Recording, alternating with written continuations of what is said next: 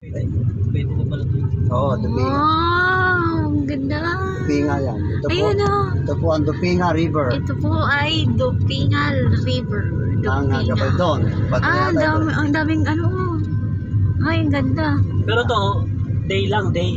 Walang night. Pwede yan, pwede yan mo. Nagdalak na lang. Ayun o, ang daming ano. Nagdalak lang. Cottage. Isang cottage yan, 500. Oh, ang dami o. Saan tayo, sir? Kaliwa ka, sir? Diretso lang. Oo, Gabaldon. Ito Gabaldon. Mga ano, ito, bunga. Ayan, gawin Bungabon, Gabaldon. Ay, dito yung palengke nyo. Gabaldon. Hindi, doon sa bayan, may palengke. Ah, Ito, Dupinga lang ito. wow, may ano pala dito. Siguro, duktong sa dam to lang, ano, yung sa Jose. Yung, ano mo yung Hindi, galing sa bundok yan. Yung buwan yan. Tubig yan. Bukal. Galing sa bundok na yan. Kaya marinis yung tubig yan. Maagos. Dupinga River. Kanina, nahanap niya, bangag. Bangat.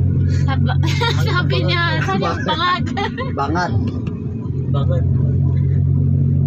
Buti nabasa ko dun sa bangad. Bangag.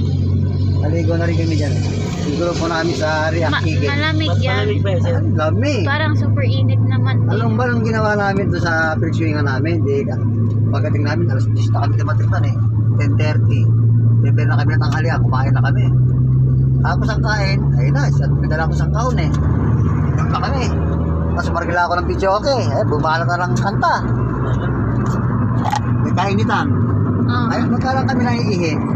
Ay sa pagbayad kami ng 10 piso. Doon lubog na kami. Ito si Jocelyn. Sige ka, alam ko ikaw saan ka pupunta. Tapos sabi niya, ikaw ako saan ka pupunta. Katulad ka ng ginawa mo.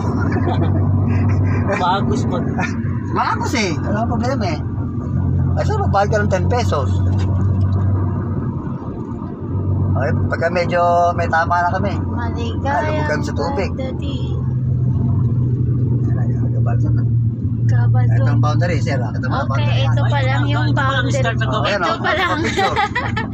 Ito pa lang yung Gabaldon. Picture tayo rito. Picture tayo. Oh, picture muna. Picture Kasi tayo. may ano siya, pangalan, no? Gabaldon, yan. Ma'am,